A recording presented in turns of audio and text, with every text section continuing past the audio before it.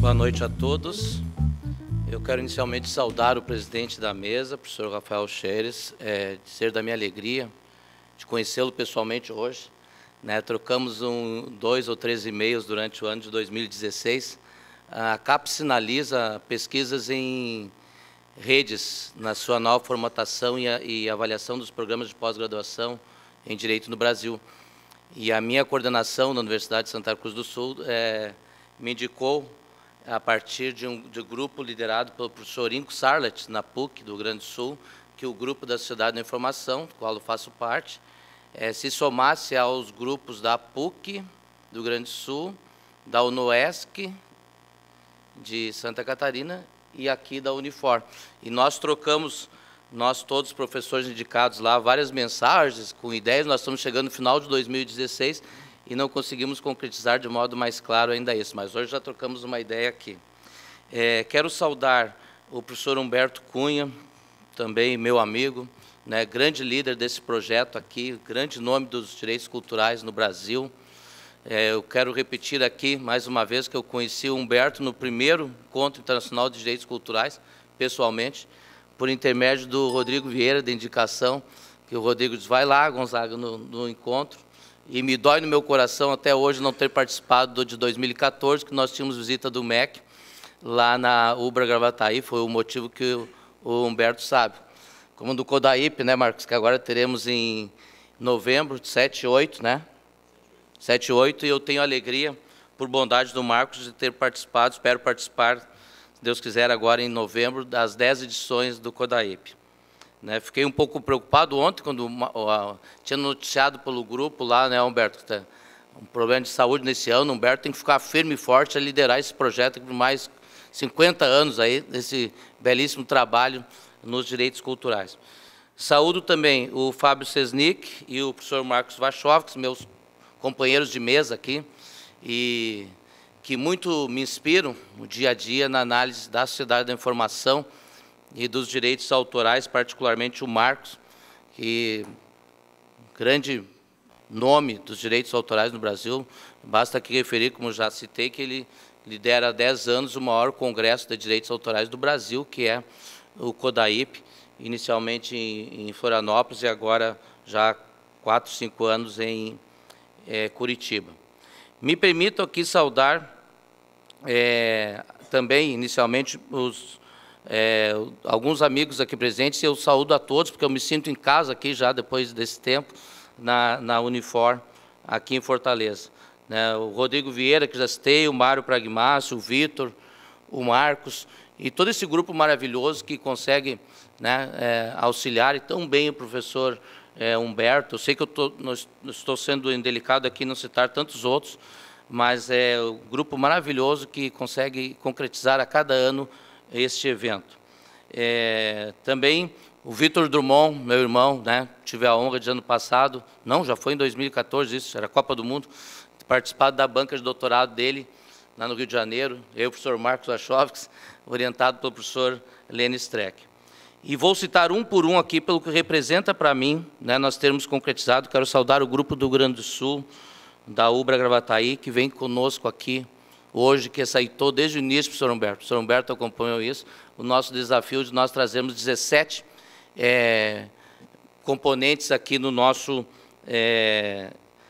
quinto encontro de direitos culturais. O professor Lauro Feller, a professora Arlete Arruda, a professora Solange Guinteiro, a professora Ângela Molim, 2 egressos do curso de Direito da Ubra Gravataí, a Débora Feijó e a Roberta Guinteiro, e os alunos do curso na graduação atuais, Douglas, Fernando, Luana Carina, Lurdete, Lucas e Maria Carolina. Quero saudar também a Miriam Feller, que se faz hoje presente aqui, e os mestrandos da Universidade de Santa Cruz do Sul, que é a outra universidade onde eu trabalho, que aqui conosco comparece. O Cássio, Eduardo e Josias, muito feliz também porque o Cássio e o Josias amanhã vão defender aqui, vão apresentar os seus textos que foram inscritos para o evento. Bueno, quero dizer isso e reiterar mais uma vez o verdadeiro sentido de irmandade que eu sinto aqui nesse ambiente. Ou seja, alguns aqui que eu citei, inclusive colegas da UBRA Gravataí, eu trabalho há mais de 20 anos.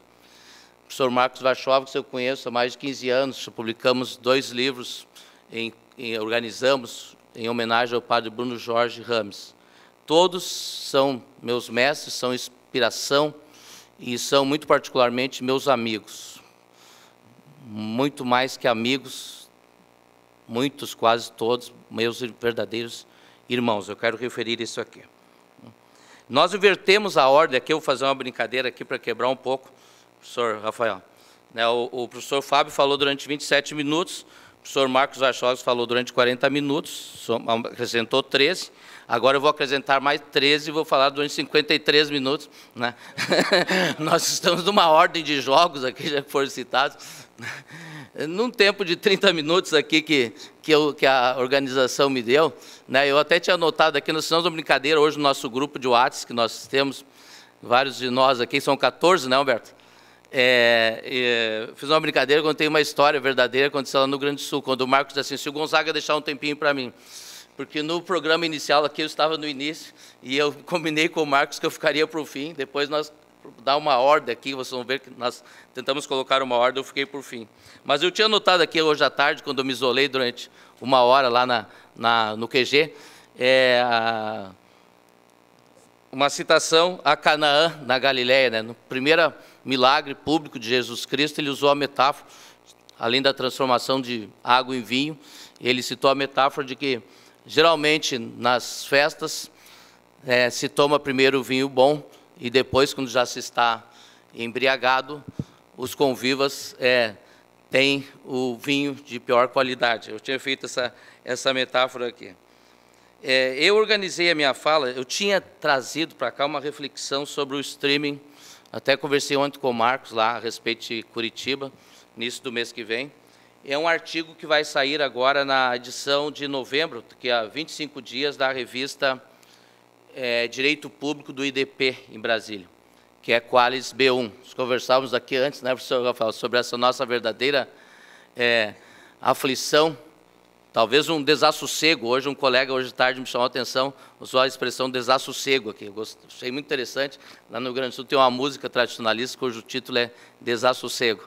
Né? O nosso verdadeiro desassossego da tabela de produção da CAPES, que nos analisa muito mais quantitativamente, talvez, do que qualitativamente. O título do artigo chama Emergência dos Direitos Autorais no Ambiente Digital. E isso me veio essa ideia, eu me isolei durante janeiro e fevereiro, me isolei nas minhas férias. Né? Um dia desses, uma aluna da graduação me disse assim, professor, eu vou tirar férias do banco e vou terminar o meu trabalho de conclusão em 15 dias. Eu disse, vai. Ah, vai. Né? E aí eu conto essa história, inclusive em trabalho de conclusão 1, disciplina que eu leciono, que para escrever um artigo, sentei durante janeiro e fevereiro, me isolei, manhã, tarde e noite, eu trabalhei nesse texto que depois eu posso dividir com vocês, que vai sair agora na revista Direito Público. Então, eu vim aqui com a intenção de falar um pouquinho sobre essa crise dos direitos autorais, que se mostra um pouco definitiva, e talvez um pouco sobre essa ideia de streaming. Mas mudei aqui. Vocês viram que eu não trouxe PowerPoint, eu gosto muito de sentir assim o ambiente do evento. Né? E o título da nossa intervenção aqui seria Partilhas Culturais na Sociedade da Informação. Eu trabalho um referencial muito próximo do professor Marcos Warchovsky. Tive inspiração também na minha tese de doutorado que eu defendi dia 9 de agosto de 2006 na Unicinos, fez 10 anos agora em agosto passado, de autores que são muito caros, né, tanto a mim quanto ao Marcos e a vários ao Victor Drummond também, a vários dos colegas que trabalham nos direitos autorais. O professor Ascensão, que foi citado aqui, né, tive a oportunidade de pesquisar sob a orientação dele em janeiro e fevereiro de 2006, em Lisboa, na minha tese de doutorado. E agora, ainda semana passada, tive uma alegria muito grande que ele aceitou o orientando meu, lá na Universidade de Santa Cruz do Sul, no doutorado, o Eduardo Pires, para ser co-orientado dele numa bolsa sanduíche em abril a julho do ano que vem, em Lisboa. O Marcos citou outros aqui, como citou o Manuel Castells, que é o quarto cientista mais citado do mundo nas ciências sociais aplicadas. Olha de quem nós estamos falando. Ainda ano passado esteve lá em Porto Alegre. Claro que numa perspectiva de um autor que é sociólogo. Eu cito outro aqui que eu anoto, que é um referencial com o qual eu tento dialogar nas minhas pesquisas, que é o Pierre Levy, que trabalha numa perspectiva de linguagem, de cybercultura, cyberdemocracia, tantas outras cyber que podem surgir aí a partir dessa sociedade da informação. É claro, como disse aqui o professor Marcos, e também o próprio professor Ascensão também tem texto nessa linha, ele diz assim, será que nós estamos mesmo diante de uma sociedade da informação? Então, nós temos essa questão nomenclatural que o professor Marcos Wachowicz citou aqui, mas nós partimos dessa denominação, ao menos no título aqui da proposta do evento. O que importa é que nós temos claro, e isso ficou muito claro nos dois colegas que me antecederam, de forma tão bem colocada aqui, que nós estamos diante de um verdadeiro novo mundo. Ou seja, foi falado aqui em Admirável Mundo Novo, né? Nem o Huxley, nem o George Orwell, em 1984, qualquer outro que pudesse tentar prever o que nós estamos vivendo hoje, conseguiu, embora o brilhantismo de todas as suas criações. E nós podemos fazer esse exercício a contrário senso, ou seja, o que nós podemos projetar em termos de sociedade da informação para os anos vindouros. Seria arriscado demais, seria até, em alguns instantes, possivelmente até irresponsável. Nós estamos diante de um novo modo de ser, de saber, de estar no mundo, de sermos humanos. E modos esses que se tornam irreversíveis. Sociedade, a tecnologia, como foi citado aqui, que a palavra-chave é tecnologia, nos coloca questões muito amplas, no direito do trabalho, em todas as áreas de conhecimento e de atuação humanas. A minha disciplina no mestrado em Direito da Universidade de Santa Cruz do Sul se chama Direitos Fundamentais da Sociedade da Informação. Portanto, ela trabalha numa perspectiva bastante ampla, onde o mestrando, no texto final, de acordo com o seu foco de pesquisa, pode colocar qualquer perspectiva da sociedade da informação, desde que faça o link com os direitos fundamentais. Aí eu disse que eu desisti de falar estrito senso do streaming. Vou falar um pouquinho aqui no tempo de chegada sobre o streaming, mas nessa ideia da crise dos direitos culturais. Antes eu pus aqui no meu plano de voo um item 4 que chama questões que se põem na temática do Congresso. E a grande temática do Congresso é partilhas culturais. Isso me chamou a atenção. Partilhas culturais. E eu fiz uma questão aqui que até dialogava hoje, quando gravei com o Vitor lá à tarde, uma entrevista de 15 minutos, né? O Rodrigo mandou umas perguntas para mim lá, né? Os direitos autorais são verdadeiros direitos da cultura? Ou fazem parte, né? Essa é uma interrogação. O professor Ascensão tem um texto que trabalha isso, e qual é o papel dos direitos autorais nesse contexto ainda mais delicadamente posto, vamos dizer assim. Ou seja, eles são direitos da cultura, né? Por quê? E eu coloquei aqui uma segunda observação. Eles são direitos de compartilhamento, e aqui eu tomei a liberdade de usar partilha e compartilhamento. Por quê? Porque os direitos autorais, ao menos na sua concepção mais clássica, vamos dizer assim, outrora eu usava a expressão conservadora, hoje eu estou usando clássica. Eles foram concebidos num padrão pós-Berna, Convenção de Berna de 1886, e ultrapassaram praticamente incólumes do século XX, até a parte final do século XX, como um direito de propriedade. Numa concepção clássica, ainda hoje, há autores, inclusive entre nós aqui no Brasil, e autores respeitáveis, que trabalham nessa concepção de direito de propriedade. Só que há uma questão crucial na formatação desse padrão dos direitos autorais, que entra num conflito muito gritante com a sociedade dita da informação. Porque os direitos autorais nessa concepção, né, e é claro que eu não me filio, ninguém que está aqui, a essa concepção, eles foram construídos como direito do não, o direito da negação. Foi dito aqui de outra forma, mas foi dito aqui ainda nesta noite pelo professor Fábio Sesnick, ou seja, ele é o direito que nega, enquanto que a sociedade da informação é a sociedade do sim. Ou seja, na temática central do Congresso, de partilha, a sociedade da informação é a sociedade do compartilhamento, de tu somar, de tu transformar, de dividir. Tanto que tu divide não só obras, direitos autorais, não estou falando de obras, tu divide a tua alma, né? Vamos ser bem claros nisso que nós estamos falando aqui. Nas redes sociais tu divide o quê? Como diz assim, novos modos de ser no mundo, de estar no mundo, de trabalhar, de respirar e assim por diante. Divide literalmente o teu eu.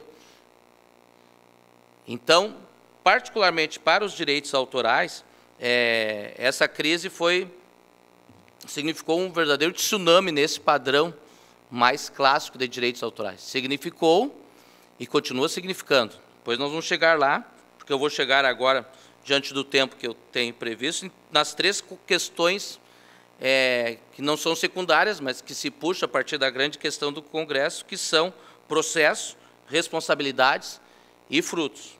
E inicio pelos processos. Em primeiro lugar, o grande processo de interpretação de qualquer coisa no direito ou em qualquer área, o Vitor aqui me privilegiou, como eu disse, com a sua tese de doutorado de quase 800 páginas, eu e o Marcos Wachowski, quando nós fomos para o Rio de Janeiro, eu terminei de ler no avião, uma coisa que confessei lá, porque quando ele trabalhou sob a orientação do professor Lênin Streck, direitos autorais e hermenêutica. Ou seja, o grande processo é hermenêutico.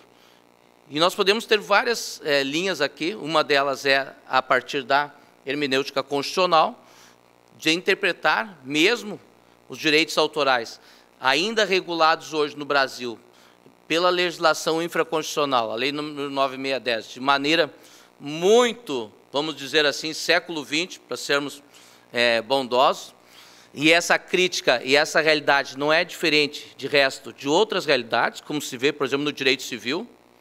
Eu sou um professor de direito civil. Se nós pegarmos a ideia de direito das coisas, por exemplo, direitos reais, propriedade, embora o artigo 5º da Constituição, incisos 22 e 23, como mandamento constitucional aponte para a função social da propriedade, nós não temos aqui, e lá depois do 1228 vai dar alguma questão lá num parágrafo lá de direito ambiental e tal. Não temos uma ideia que já em 1917 se tinha na Alemanha de a propriedade obriga. Ou seja, a função social redigida com uma conotação de dever, ou a propriedade como dever e não como direito. Bueno, então a primeira questão, em termos de processo, eu anotei aqui, é o processo hermenêutico, certamente, né, Vitor? De interpretação, ou seja, como que nós interpretamos esse padrão de direitos autorais frente ao novo constitucionalismo. Porque as duas principais crises, eu menos consigo perceber assim, dos direitos autorais, nesse contexto, são essa crise da tecnologia, e o processo quase ou simultâneo, e a crise do constitucionalismo contemporâneo, que hoje, como ontem enfatizou aqui o professor Humberto Cunha, nossa Constituição completando 28 anos de promulgação. Ou seja, nós temos conflitos a partir da Constituição desse padrão de direitos autorais com outros direitos fundamentais. Eu trabalhei na minha tese de doutorado, direito à informação, direito à cultura e o direito à educação. Mas nós temos tantos outros direitos, podemos pegar o direito ao consumidor, também tive a honra de ser banca de doutorado da Helenara Braga Vancini, na PUC, do Rio Grande do Sul, que trabalhou o conflito desse padrão de direitos autorais com o direito consumidor. Uma segunda ideia de processo que eu coloquei aqui, agora, porque nós vamos falar de... Não sei se era essa a intenção do professor Humberto e do grupo quando organizou isso, mas nós vamos falar de processo aqui, ao menos tentativa de transformação, nós vamos falar de políticas públicas. Políticas públicas nas suas mais variadas facetas e nas suas dimensões. Municipal, estadual, federal e internacional. Aí eu trago aqui no artigo uma ideia que o Brasil também liderou, uma proposta de análise do direito de autor no ambiente digital, na OMP, tramita na Organização Mundial da Propriedade Intelectual, em Genebra, um número meio estranho, CR 31/4, apresentado pelo Grupo de Países da América Latina e o Caribe, GRULAC, na 31ª sessão do Comitê Permanente sobre Direitos de Autor e Direitos Conexos da OMP, em Genebra, de 7 a 11 de dezembro de 2015. Ou seja, a OMP, a partir da liderança do Brasil, desses países do GRULAC, passou a analisar uma proposta de discussão dos direitos autorais no ambiente digital. E essa proposta se deu muito a partir da crise, vamos colocar assim, gerada, e particularmente de uma gritaria geral do pessoal da música a partir do streaming. Chegou isso antes na música, e chega a tantas áreas do conhecimento, como os dois professores que me antecederam aqui citaram. Eu tenho alguns dados aqui, fiquei muito impressionado, como todos vocês certamente, com os dados tão ricos que os colegas Fábio e Marcos trouxeram. Por exemplo, a indústria da música, no ano passado, faturou 7,9 bilhões de dólares a menos que uma década e meia antes. 7,9 bilhões de dólares. O Brasil é o 9º mercado de música do mundo, maior mercado de música da América Latina, onde as receitas anuais somam 199,7 milhões de dólares. Se o Netflix fosse uma operadora de televisão aberta no Brasil, ele já seria maior que a Band, a Rede TV e o SBT. Então, não vou esgotar mais a paciência dos colegas, depois eu vou disponibilizar o artigo, como eu disse, os colegas que me antecederam trouxeram dados concretos e de instituições de credibilidade que bem denotam essa realidade.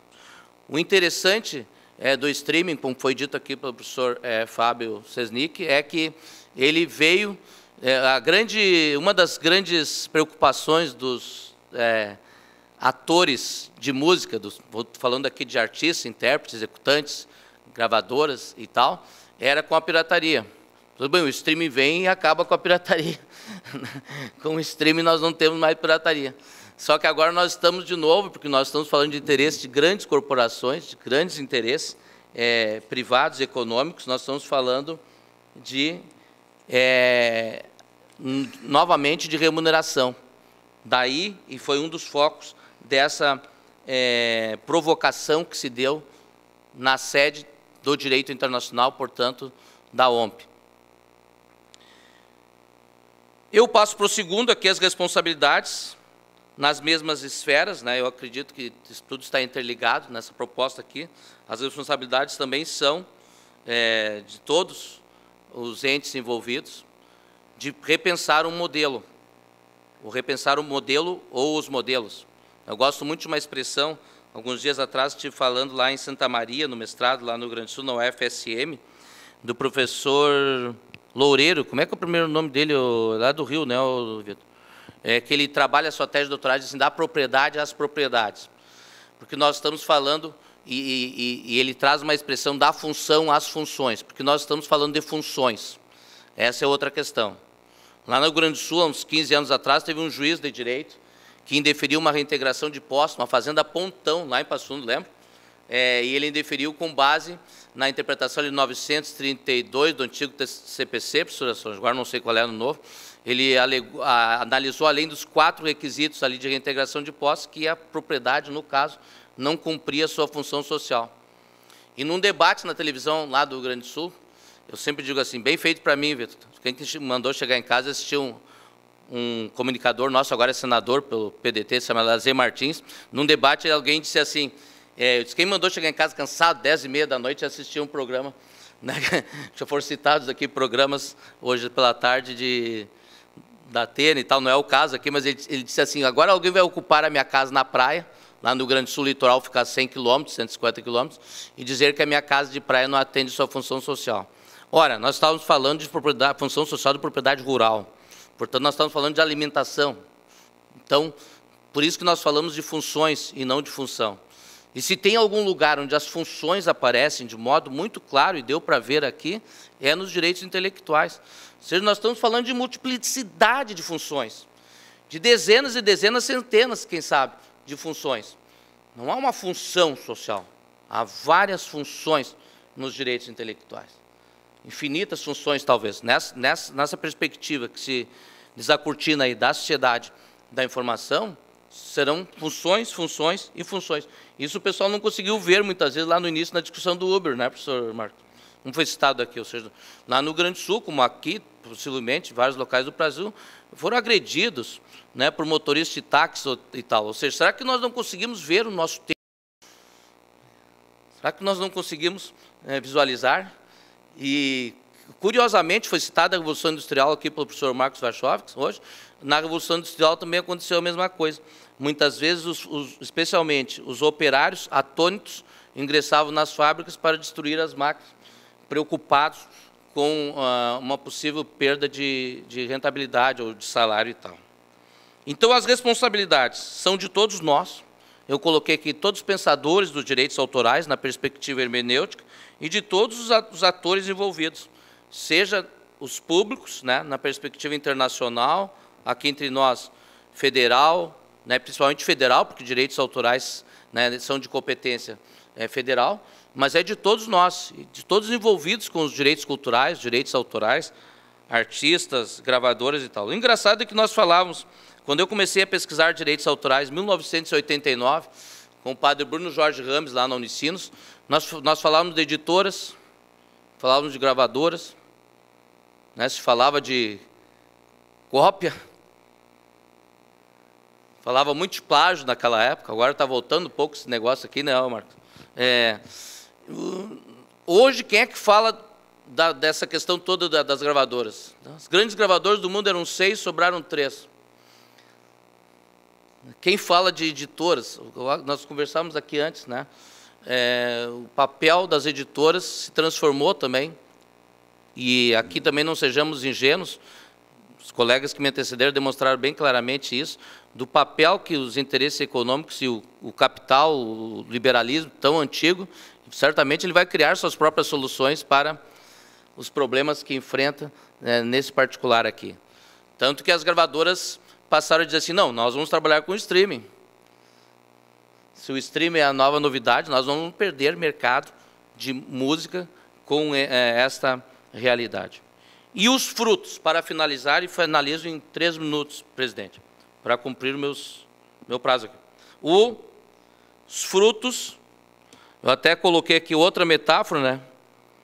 Eles ainda estão, certamente, por ser colhidos. E a metáfora que eu coloquei aqui foi a seguinte, né, Humberto? Como também na metáfora bíblica, é preciso que morra o fruto para que a semente renasça. É preciso que os frutos tragam, e os frutos são vários, principalmente a partir das discussões de eventos solidificados e já consagrados no cenário jurídico e cultural brasileiro e internacional, como é o Encontro Internacional de Direitos Culturais aqui da Unifor. Vão sendo construídos no andar de cada um de nós. Eu fico muito feliz e fiz uma anotação aqui. Olha o que é o Rodrigo Vieira, né, que nós conhecemos, né, pupilo do professor Humberto, inicialmente, agora do professor Marcos Warchowiecki, disse que vai defender sua tese de doutorado em janeiro ou fevereiro. Quando nós nos reunimos em 1989, lá na Unicinos, e o padre Bruno Jorge Ramos dizia assim, nós éramos 4 que havíamos feito concurso para professores de direito à propriedade intelectual. E ele dizia assim, pelo amor de Deus, não deixe os direitos autorais, os direitos intelectuais morrerem. Não sei por que ele tinha esse receio. E hoje nós vemos 50, 80, 100 autoralistas brasileiros, né? Citar aqui o Rodrigo, o Vitor, que já citei, ambos, mas e tantos outros, que mesmo, ano passado eu tive a oportunidade de estar em 3 bancas aqui, de orientandos, professor Humberto, uma de doutorado, 2 de mestrado, o que nós conseguimos construir. Portanto, não tenhamos medo que os frutos virão, na terceira perspectiva da proposta do Congresso. Então, eu respondo afirmativamente, concluindo a pergunta inicial, ou seja, os direitos autorais são também direitos da cultura, né, embora se trabalhe muito na perspectiva tradicional como produtos culturais, que é uma questão, né, muito, está aqui o nosso mestre, que já falou ontem, tem nas suas publicações, toda essa questão e dos vários conceitos de cultura. Ou seja, como salienta em todas as suas falas e suas obras do professor Ascensão, o grande papel dos direitos autorais é um papel dialógico, de transformação da cultura, da sociedade a partir de novas obras. Nós pegássemos o Lênio aqui, né, o Vitor conhece bem ele também, nós podemos dizer que não há uma Caetano Velozista em Caetano Veloso. Ou seja, a partir de obras nós construímos um novo mundo. Ninguém é autor a partir de si próprio. Todo mundo é autor a partir do diálogo com outros autores. Portanto, se responde muito tranquilamente essa questão central do evento sobre as partilhas. Quero concluir dizendo que nós recebemos ontem no nosso grupo as boas-vindas ao grupo aqui do Rio Grande do Sul, dizendo bem-vindos à Fortaleza, a terra do sol, a terra da luz. Espero eu que a luz de Fortaleza ilumine a todos nós nessa caminhada. Que Deus ilumine vocês. Muito obrigado.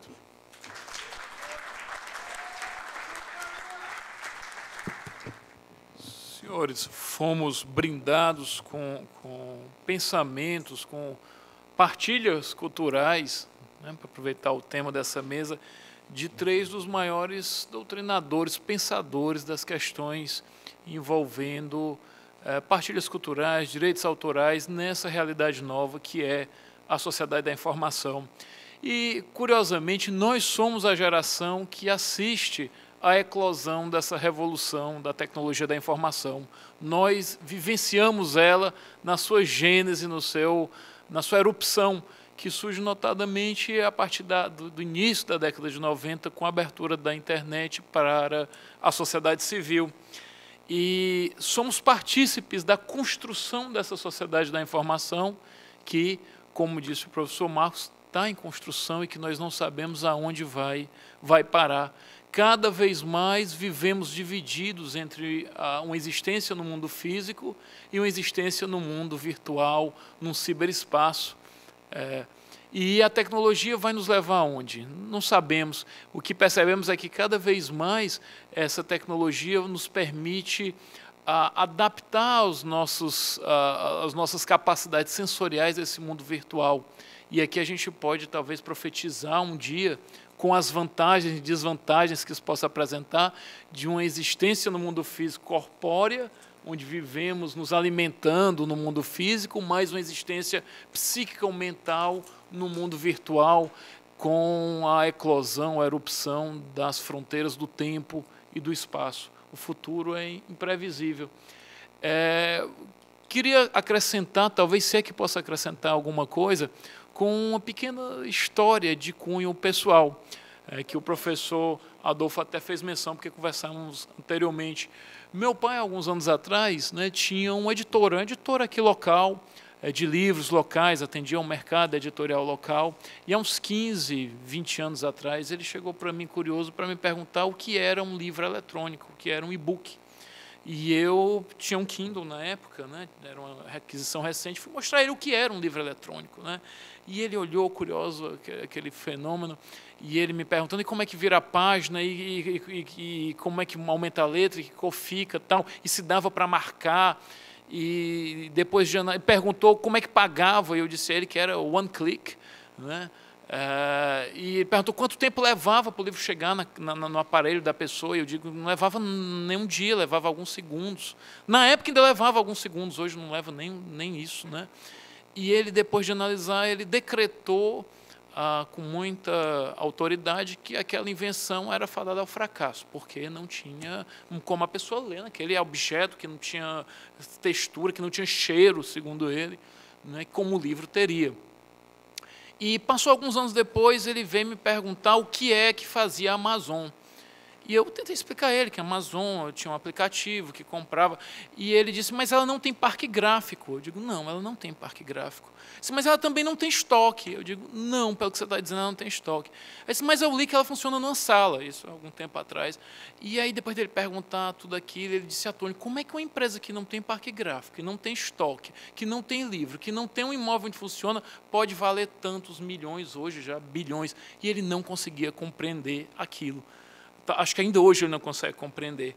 Então, é essa a transformação que a gente assiste hoje, né? De uma economia baseada na propriedade de bens materiais que se transformou numa economia onde o bem mais importante é a ideia criativa, né? Uma economia onde as empresas eram organizadas verticalmente e hoje são organizadas horizontalmente, não em uma empresa só, mas em uma rede de empresas distribuídas globalmente. A empresa do que antes era formada de, como dizem os americanos, né, de bricks and blocks, e hoje empresa de bytes and bits, onde talvez funcionando numa sala com 10 empregados em computadores é capaz de ter um patrimônio imaterial, vamos dizer assim, um patrimônio criativo de milhões de dólares, né? É uma economia onde a força de trabalho migra da produção dos bens materiais para a prestação de serviços mediados pela internet e serviços que precisam ser criativos. O resultado de tudo isso, senhores, é que a empresa do meu pai fechou como editora. E o livro digital hoje é mais vendido nos Estados Unidos que o livro comum. E no Brasil está caminhando para a mesma coisa, né? Uma história que teve um final triste na editora, mas meu pai, homem criativo, migrou os negócios dele, né? Mas eu conto isso só porque às vezes eu pego o táxi, vejo o taxista falando mal do Uber, vejo, senhores, é inevitável, é um processo. Precisamos nos adaptar naquilo que ele traz de bom, naquilo que ele traz de desafiador, né? Os bens valiosos também mudam, né? O bem material que é de reprodução limitada, ou que se perde no ato de reprodução e cujo uso o exaure, passa a ser um bem reproduzido ad infinitum e não reproduzido, porque cada elemento daquele que é um impulso elétrico, é um conjunto de impulsos elétricos, é rigorosamente um original. Não há nem sentido de se falar em original, é cópia quando se fala de um bem digital. E cujo uso não esgota. Ele é, vamos dizer, não diria eterno, porque talvez nada seja eterno, né? Mas ele é inesgotável, pelo menos em princípio. E é nesse mundo novo que nós vivemos, é nesse novo mundo que nos desafia e que nos desafia como juristas, como, eu detesto a expressão operadores de direito, eu prefiro como artistas do direito, porque criamos o direito. E afeta tanto até essa revolução as nossas relações, como eu disse, afetivas. Eu costumo contar como uma anedota, isso também já faz alguns anos. Eu estava em sala de aula e um aluno muito nervoso, eu cheguei para ele estava permanentemente no computador, e aquilo me irritava como professor, mas eu vi que ele estava nervoso e eu achei que podia ser uma doença, um problema, né, grave com alguém da família. Isso, o que está acontecendo? Ele disse, ele está aí a 4 metros. Eu digo, mas ele quem? Eu achei que podia ser um assassino, um tsunami, um tamanho. Mas, na verdade, era a pessoa com quem ele estava, com interesse afetivo num desses aplicativos, e estava apenas a 4 metros. Ou seja, bastava abrir a porta, a pessoa estava lá, né? E eu achei aquilo muito interessante, porque eu me lembrei da minha adolescência, quantas marcas traumáticas na minha autoestima um aplicativo desse não teria gerado, porque no meu tempo você tinha que fazer umas 10 tentativas para conseguir um sonhado beijo, né? Ali não. E aí eu disse a ele, por que você não abre a porta e vai lá? Eu disse, não, professor, porque não deu match ainda, não sei, caiu a rede. E aí eu não entendi, não deu o quê? Um match? Aí ele me explicou que era um match. Aí eu fiquei impressionado, porque hoje em dia você não leva mais nem fora, né? Você já sai sabendo se vai dar certo ou não. Uma coisa... E eu fiquei com inveja daquilo, né? Alguns anos depois eu me divorciei, aí eu tive que aprender a usar Facebook, Instagram, né? Porque senão você está fadado à solidão permanente nesse mercado né? Do solteiro na atualidade, né? Depois eu aprendi, eu mesmo tive que aprender a usar essas coisas e ver esse negócio de match, né? Então, eu costumo brincar com meus alunos, minhas falas são sempre confessionais, eu não sei se é diferente, né? Eu não sei se é diferente, são terapêuticas confessionais. De toda sorte, vamos voltar ao ponto, né? Esse é o mundo que nos desafia. E aí a gente lê os autores, bem, essas relações sociais afetivas, elas vão nos conduzir a momentos maravilhosos, porque agora você conhece as pessoas não por um princípio de contiguidade física, mas por um princípio de afetividade de interesses, né? E aí você vai ter amigos em qualquer lugar do mundo, porque você tem interesse em comum. E aí outros autores nos dizem, não, esse mundo novo vai nos conduzir à solidão e à depressão, porque, na verdade, você não conhece ninguém, a não ser essas projeções, esses avatares que a gente produz de nós mesmos no Facebook, no Instagram. E quem já não teve raiva de estar ali, isso acontece frequentemente comigo, eu estou fazendo audiência, aí eu olho o Facebook, aí tem gente, está todo mundo em Nova York, ou na Grécia, está todo mundo bebendo champanhe, ou na praia, não tem ninguém trabalhando, não tem ninguém...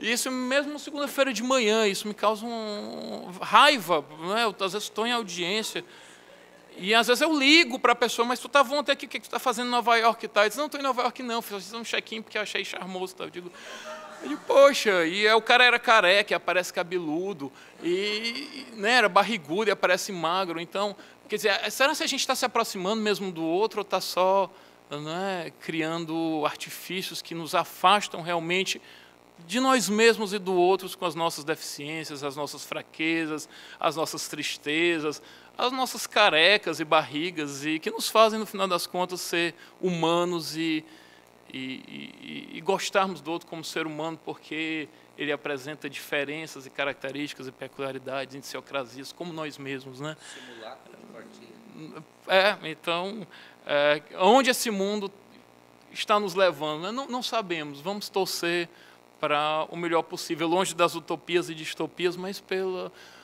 talvez para um mundo mais feliz, né? Vamos torcer para isso, que esse seja o destino, né? Vitor, temos perguntas? Ou como é que funciona ou não? Vamos passar as perguntas. Sejam generosos com os professores que devem estar cansados. Claro. Quantas perguntas chegam? E aproveitando que tem aqui vários professores, ou talvez os maiores especialistas no assunto, o Humberto já conhece, eu presido no Instituto de Advogados de São Paulo uma comissão de mídia e entretenimento. E a gente passou a editar, desde o ano passado, a primeira revista jurídica de mídia e entretenimento, que agora já estamos no número 3, indo para o número 4. Então, estamos tentando ali concentrar artigos, etc., nessa nossa área. Então, e é difícil, viu, coletar artigos de pessoas nessa área. Pois é. Então, eu precisava, enfim, abrir para vocês possibilidades. Mandem, tinha o meu e-mail aí, mas se não, para o Humberto, e o Humberto me encaminha, artigos, submetam artigos que a revista precisa, enfim, renovar, etc. Só esse apelo e essa divulgação aí da nossa revista. Obrigado.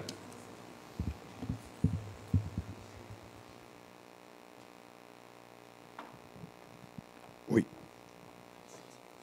Doutor Rafael, será que o seu aluno não se apaixonou por um Pokémon naquela cena? É possível, avançado. Não é? Eu estou achando que era um Pokémon raro que ele tinha se apaixonado ali. Pode ser.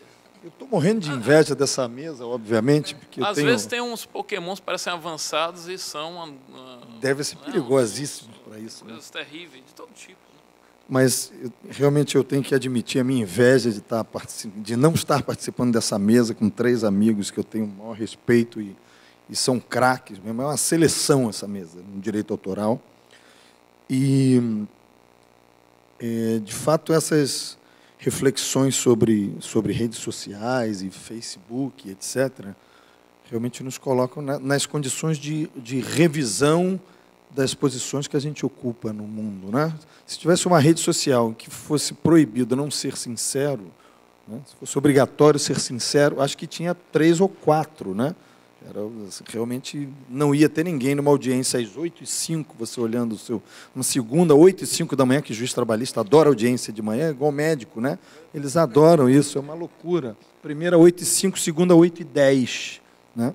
Com 3 testemunhas. E, realmente, nós sabemos que o falseamento das questões decorrentes da internet, mas agora com mais força nas redes sociais, está deslocando um pouco a nossa posição. O direito só acompanha isso. O que a gente faz é só isso. Em termos de privacidade, por exemplo, o quanto a gente está abrindo mão da nossa privacidade a cada segundo pela mera participação de cada uma dessas ferramentas. Mas, enfim, eu queria, na verdade, era pedir para o Gonzaga, é uma pergunta aberta, assim.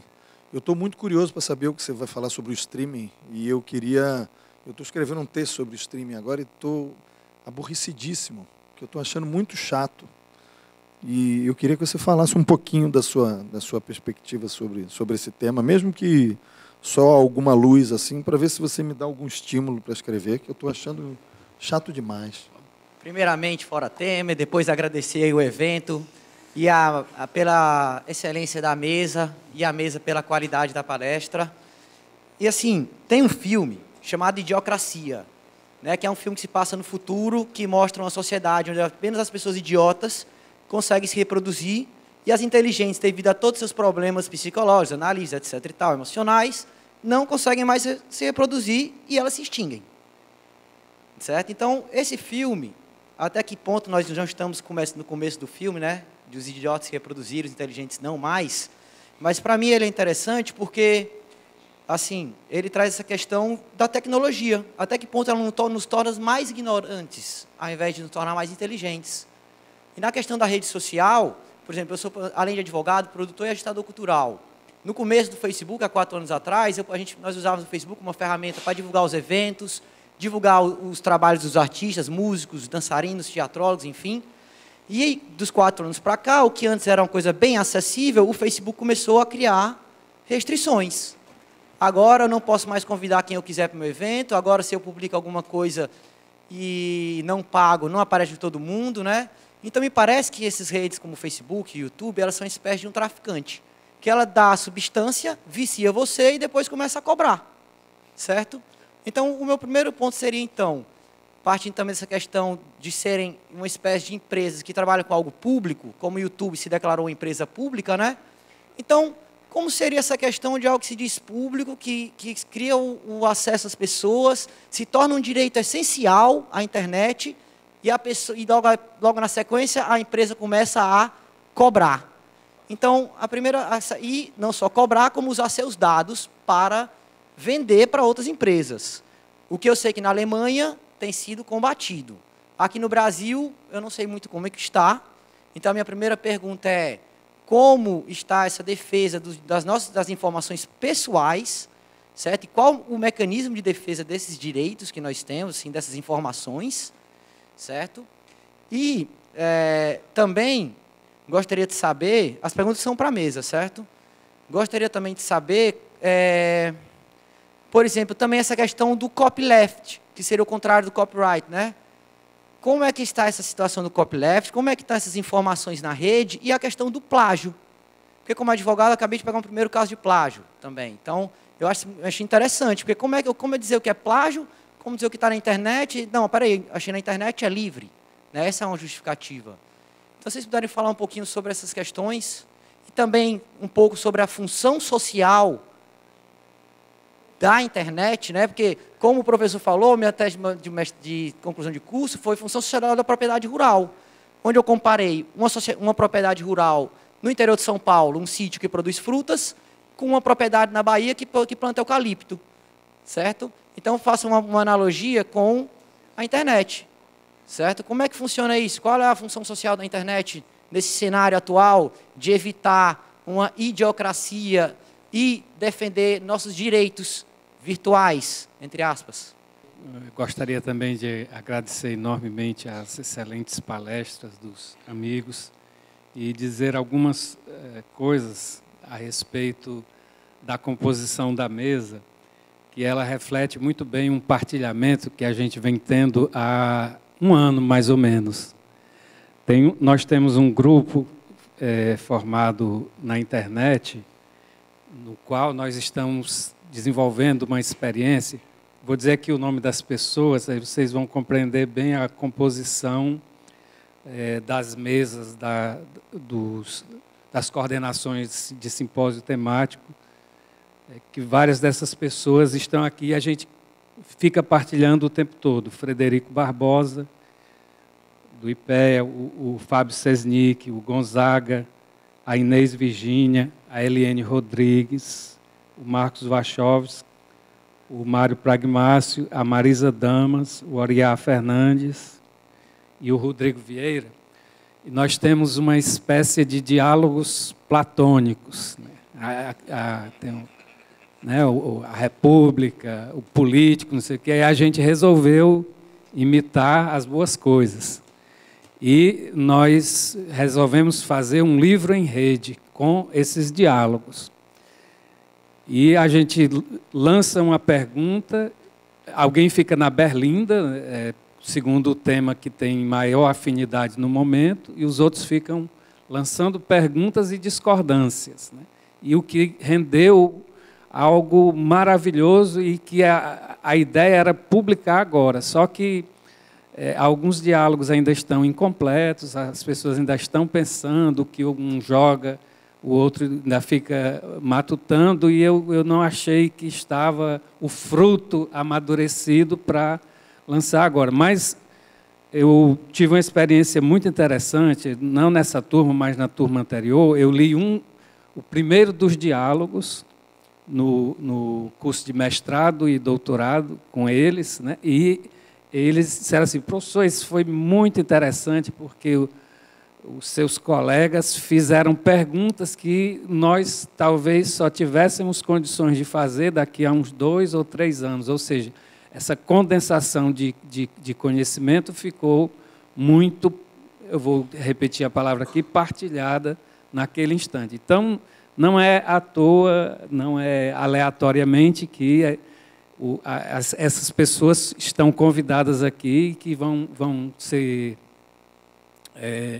indicadores de futuros convidados e permanentemente convidados. Também não é à toa que o professor Rafael Xerez está presidindo, mais do que presidindo, está debatendo, e vocês perceberam a profundidade com que ele trata desse assunto. Ele é o nosso professor aqui, que tem uma cadeira exatamente com essa designação de Sociedade da Informação. Ele ministra aulas não só no direito, em outros cursos, e nos outros cursos ele trata do cinema, né? É um homem que tem uma visão do direito muito diferenciada. Bom, o Gonzaga falou que a nossa terra, terra da luz, esse epíteto, esse nome é muito culto, né? Esse apelido que a gente tem foi José do Patrocínio que nos deu por causa da libertação dos escravos na cidade de Redenção. Aliás, na cidade de Acarape, depois, um pedaço dela passou a se chamar Redenção, exatamente por causa desse ato. E quando eu estive lá em Porto Alegre, na sua cidade, para participar, eu vi que quase no mesmo período, Porto Alegre também fez essa libertação dos escravos, questão de poucos meses de diferença com relação à redenção. Hoje em dia, numa dessas partilhas equivocadas de informação, o pessoal associa com turismo e sol, né? Mas também é uma outra associação, mas não é a única. E, por fim, não, nunca é o fim, né? O fim está sempre para vir. Fiquei muito contente com a caravana dos gaúchos, uma caravana não grande, não só em quantidade, mas em qualidade. Conheci vários dos colegas lá na oportunidade que eu tive de visitar o Rio Grande do Sul.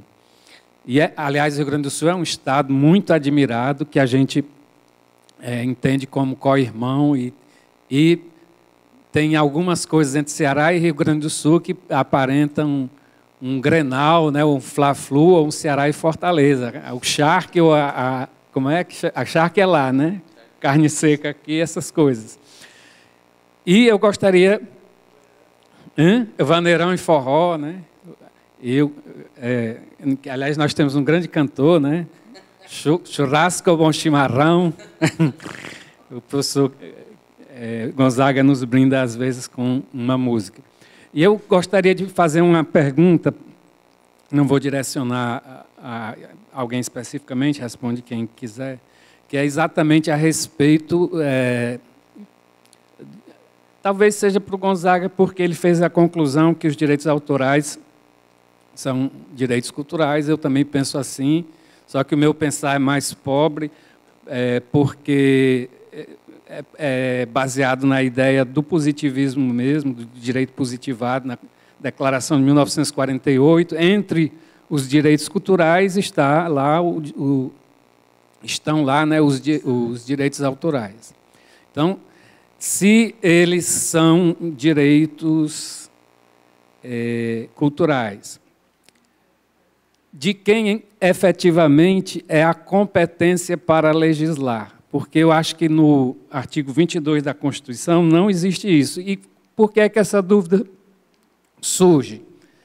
Porque eu, lendo, inclusive para fazer um artigo que publiquei na revista, um artigo remodelado, que eu publiquei na revista que o Fábio Sesnick é o editor, que ele acabou de fazer a publicidade, eu vi que na Constituição de 1937 ele não aparece no rol dos direitos fundamentais, mas tem uma coisa muito interessante, ele aparece com adjetivo e substantivo nas competências da União. Compete à União legislar sobre direito autoral, né? O artigo 24, ele não fala da competência concorrente para legislar sobre direito autoral. Ele fala da competência para legislar sobre cultura, né? Que é outra coisa. Nós estaríamos aí... a minha pergunta é clara. De quem é a competência, no âmbito da Federação Brasileira, para legislar sobre direito autoral, se a gente abraçar essa nova perspectiva de que eles são direitos culturais? Estaria no campo da competência residual, e aí passaria para os estados? Estaria numa zona de transição? Como é? Obrigado. Os cursos acadêmicos deverão ter disciplinas que criem jogos digitais educacionais? São 3 perguntas da Arlete Arruda, me parece o nome da pessoa que fez, sim, se não estiver lendo errado. Bem, são esses os comentários ou indagações que mostram que o tema é rico e que precisaremos mais do que o dia de hoje, professor Humberto. O próximo evento tem que, vamos desdobrar isso. De qualquer forma, na medida do possível, vou passar a palavra para os membros dessa mesa, seguindo a mesma ordem da apresentação, a não ser que os senhores queiram fazer diferente, mas começaremos, então, com o professor Fábio Sesnick, para suas considerações finais. São várias coisas, né, colocadas. O colega ali perguntou da questão da Lei de Proteção de Dados. A lei tem apreciação no Congresso Nacional, tem vários APLs que tratam do tema de proteção de dados. Todos eles copiam ou se inspiram, mas em alguns artigos copiam o projeto europeu de proteção de dados. Trata essa questão de consentimento da pessoa, livre, informado, inequívoco, etc., para você poder manipular o dado dessas pessoas, fala em dados sensíveis. Então, vem exatamente nessa mesma linha, e aí a questão de um cuidado, né? A legislação europeia tem aplicado já algumas sanções, etc., e o que está se reclamando aqui no Brasil é que os APLs todos têm uma vacatio legis muito curtinha. Na Europa, por exemplo, a vacatio legis foi de 2 anos para entrar em vigor o projeto, e aqui estão falando em 120 dias. Então, um pouco o Brasil tem que se preparar. E, dependendo da empresa aqui que estiver manipulando o dado, tem que também atenção e cuidado, porque, como os dados, na verdade, hoje fazem parte desse novo universo sem fronteiras, as empresas que tratam dados de europeus, brasileiras, já estão sujeitas à legislação europeia, ou seja, já precisam de um Data Protection Officer, já precisam enfim, de todo o aparato solicitado pela legislação europeia para poder efetivamente se adaptar. Aqui algumas questões foram colocadas. Um projeto, o professor Marcos falou muito bem da coisa dos games, né? Assim, acho que os games eles hoje são indissociáveis da maneira transmediática como tem sido tratado o conteúdo, né? Então, é raro algum tipo de conteúdo, seja um filme ou seja um game, que saem sozinhos, né? Eles, no geral, é o game do filme, o filme do game e por aí vai, né? E essas coisas estão conectadas. Aí é o livro que inspirou o game, um livro que inspirou o filme, e isso, na verdade, estão cada vez mais concentrando, né, nos grandes conglomerados, naquele que melhor gere dados e informação, esses conteúdos. Aqui eu cheguei a provocar no último BIG, que é o evento o evento internacional de desenvolvedores de games brasileiros.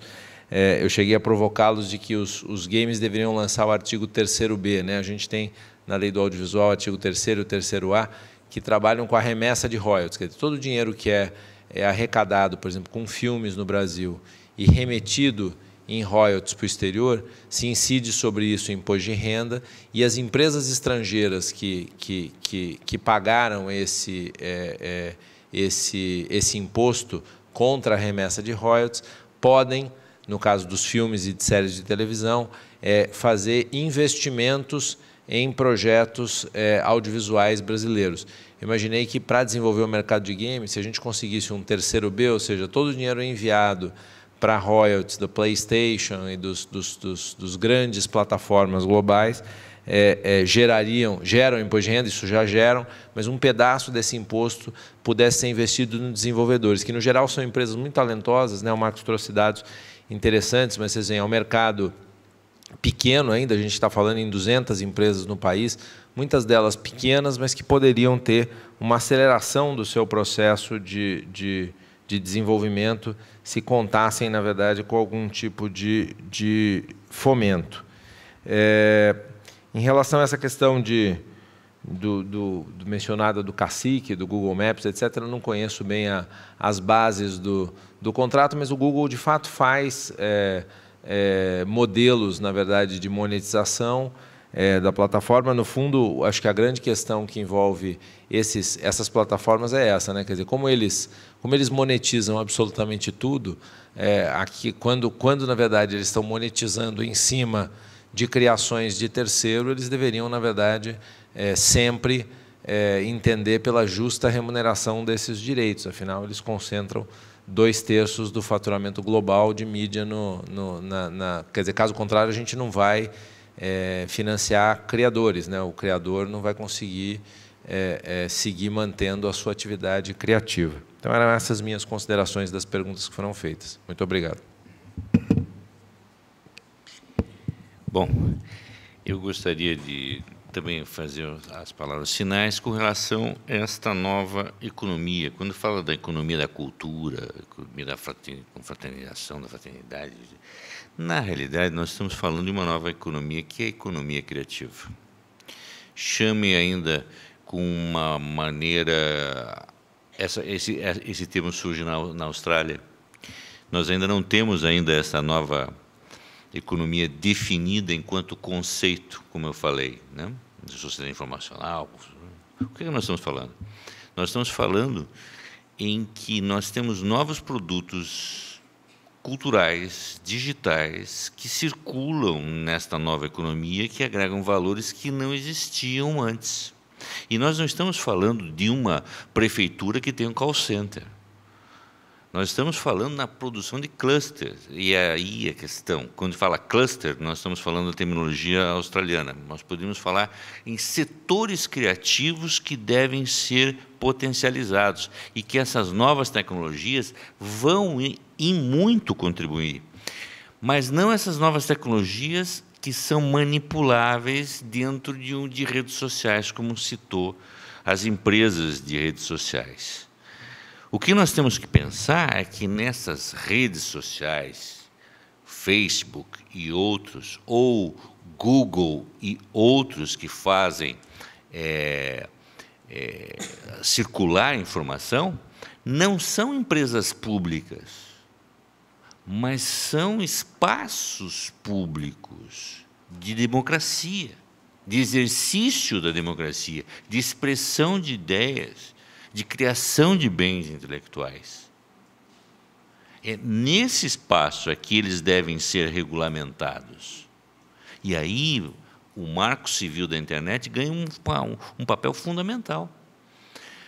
As conquistas que foram dadas pelo Marco Civil da Internet, e aqui nós temos que falar de um jurista americano, Lawrence Lessig, este criador do Creative Commons, este visionário que estabeleceu o código, que estabeleceu patamares de análise da legislação da internet de fundamental importância, não estão plenamente assegurados com o Marco Civil. Por quê? Porque ele vai ter que ser regulamentado ainda.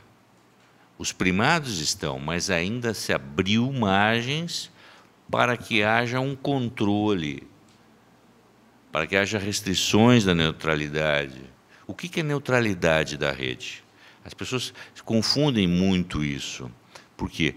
Porque quando você fala neutralidade, se fala do conteúdo que está na rede, na velocidade de tráfego da rede, de um site com outro, mas não é só isso. A neutralidade da rede está em toda a infraestrutura da internet. Se mal comparando ou comparando, que fica mais fácil da gente perceber, é com a energia elétrica. Eu tenho a hidrelétrica, eu tenho uma usina de carvão, eu tenho toda a rede de distribuição de fios de poste de alta e de baixa tensão, até chegar nessa tomada aqui onde está plugado o meu celular. Tudo isso é energia elétrica. Muito que bem. Quando se fala em neutralidade na rede da internet, significa dizer que quem está fazendo a energia elétrica, eu não sei quem é. Se é uma hidrelétrica ou se é uma usina de carvão. O que está circulando nos postes de alta ou de baixa, eu também não tenho controle. Mas tudo tem a mesma velocidade. E que aquilo que está sendo utilizado na ponta, não sei se é um celular ou uma geladeira. Significa dizer que quem produz, quem gera energia, não controla a rede e que não controla o consumo. Porque na hora que na internet se tem esse controle do tráfego, se controla o conteúdo que passa. E na hora que se controla o conteúdo que passa, eu digo o que é mais importante, o que é menos importante. O que isso tem a ver com propriedade intelectual? Porque o controle do tráfego da internet, da infraestrutura, está sendo discutido a partir da perspectiva de que temos que proteger as obras intelectuais que estão circulando na rede, o que é uma grande falácia. Não é só isso que está circulando na rede, está circulando a mensagem do filho do professor, está circulando a mensagem da esposa do outro professor, está circulando uma mensagem bancária, e não uma obra intelectual. Nem toda a informação é tutelada pelo direito autoral. Você dizer que ama uma pessoa não é uma poesia, mas é um byte, é um bit, é um dado que circula na rede. Então, esta perspectiva de infraestrutura da internet e de marco civil, eu falo isso porque nós temos nós temos projetos que querem acabar com essa neutralidade, com essa democracia. E Lawrence Lessig, quando esteve no Brasil o ano passado, infelizmente ele não pôde retornar, nós tínhamos um encontro com ele para vir para o Paraná em agosto e não foi possível, falou sobre a perspectiva de que nós estamos construindo uma sociedade democrática dentro da internet, que era um marco regulatório extremamente avançado dentro do contexto das regulações existentes no mundo. Então, esta é uma preocupação que eu tenho e que eu gostaria de compartilhar com vocês, dentro da perspectiva de compartilhar saberes e partilhas culturais, que foi um tema que o Humberto também colocou, ao qual eu dedico especial afeto pela capacidade de agregar pessoas. Humberto é uma pessoa que tem esse carisma, e isso não é para qualquer um, isso é para poucos mestres. Bueno, eu quero mais uma vez agradecer também o convite, mais uma vez a oportunidade, o carinho de todos aqui. Quero também fazer a menção, mais uma vez que fiz no início, que o professor Humberto fez ao grupo de Gravataí, com os 2 da Unisc que me acompanham aqui. Deixo até emocionado nesse instante aqui, porque, colegas, a gente sabe, o professor Humberto teve lá em Gravataí, como ele disse, em 2014, o nosso 13º congresso do curso de Direito da Gravataí. Daqui a 3 semanas nós temos o 15º, neste ano, sobre Direito do Trabalho, e lá tudo nós construímos em equipe, né? A dedicação, o grupo que constrói lá, os alunos, professores, direção, todos lá do nosso evento. Então, o fato de desta vez eu vir acompanhado me deixa muito feliz. Também, num segundo momento, as perguntas, as colocações aqui, e nós a quase 10 horas da noite ainda estarmos aqui discutindo, certamente nos honra muito, nós 3 aqui, nós 4, né? Porque sinal que as nossas provocações aqui surtiram efeito. Eu vou responder em 2 minutos, vamos, né? Fiquei por último aqui, não vou dizer meu nome é Enéas, né? Com relação à colocação do Vitor, qual conclusão se chega? Seria arriscado demais eu chegar a uma conclusão, né? Ou seja, a conclusão que eu chego, até porque também não é muito meu chão, na verdade, aqui foi até uma certa aventura minha, Vitor, e no sentido de dizer que o streaming, para mim, é representativo dessa necessidade dos direitos autorais do mundo digital. Ele é representativo, até porque nós estamos falando dessa crise toda, que também é uma crise, e aí tem um aspecto muito interessante nessa grita, vamos dizer, dos músicos. Eu sempre tive, como bem sabes, uma visão social do direito. Estamos falando de remuneração, de sobrevivência, de pessoas que sobrevivem do seu trabalho. Como que nós vamos construir isso? Eu acompanho toda semana, acho que tu era da consultor jurídico deles lá, eu acho, alguma coisa? Não, tu não era, não, da Associação Procure Saber. Hã? Na Associação Procure Saber, que deu uma fora, assim, me permita o linguajar não tão culto a essa altura da noite, quando da questão das biografias não autorizadas. Né? Caetano Veloso, Roberto Carlos, outro, como foi noticiado. Mas toda semana eu acompanho o site deles, no Facebook e tal, e todos os dias eles lançam matéria em inglês, dos Estados Unidos e tal, com relação à regulação do streaming. Só que nós já estamos falando aqui de streaming de música, como provocação, só que é streaming de livros já, né? O professor que falou, fosse falar com o seu pai, não sei se ainda é vivo, ou seja, nós estamos em streaming de livros, e vai vir streaming de quê, né? Ainda hoje ele não entende. Ou seja, entende, nós estamos falando, nós estamos no olho do furacão da revolução, essa que é a questão. Uma conclusão que dá para chegar é que nós precisamos de novas regulações, tanto que no nível da OMP, como eu disse, o Ministério da Cultura lançou também uma consulta pública no início desse ano, mas tudo vai desaguar na questão patrimonial, né? A questão era se o streaming significava execução pública ou não, se poderia se cobrar os direitos autorais na questão do ECAD, das associações de arrecadação lá. Ontem o professor Marcos Achos mostrou uma decisão, que eu tentei abrir aqui, mas não consegui, era isso que eu estava tentando abrir, não era o meu WhatsApp. Professor Marcos, que tribunal é aquele? Tribunal do Rio, que decidiu que streaming não é execução pública e, portanto, não cabe arrecadação de direitos autorais sobre streaming. O Marcos tem ali a decisão, não sei se tem isso também. Né? Então, é por aí. Com relação à questão da competência, eu confesso que não havia pensado ainda, professor Humberto. O professor Humberto fez uma pergunta tão bem fundamentada e me colocou numa saia justa aqui. Ou seja, até fiquei pensando aqui nesse meio tempo aqui, isso aqui traria uma questão, assim, no primeiro momento, certa, vamos colocar assim, entre aspas, insegurança jurídica, ou seja, quer dizer, imagine que nós tivéssemos direitos autorais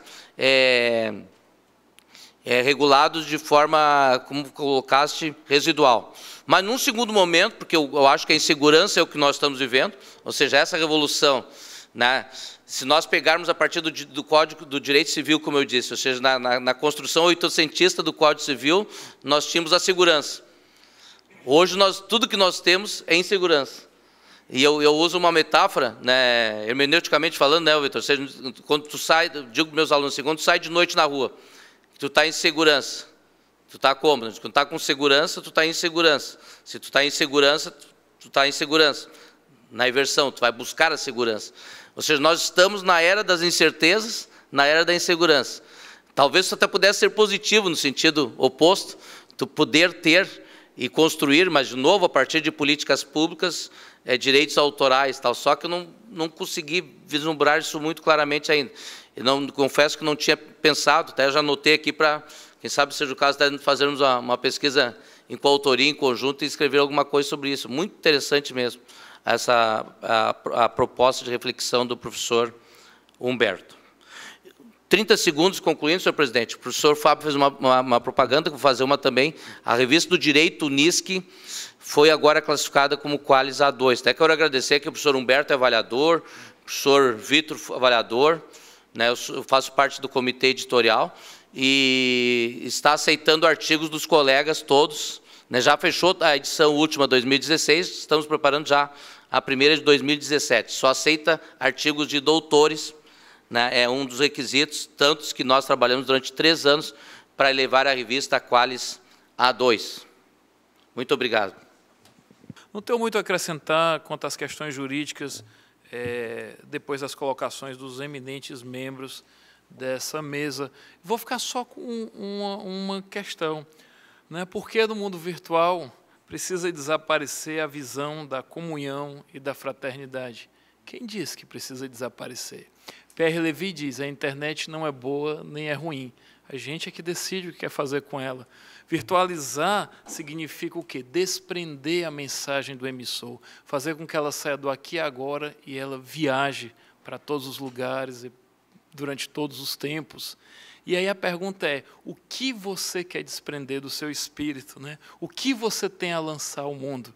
E aí eu digo, não precisa desaparecer o afeto, a gente pode virtualizar o afeto. E talvez virtualizar o afeto seja a única maneira da gente usar essa nova tecnologia para transformar o mundo e para talvez transcender a nossa própria mortalidade.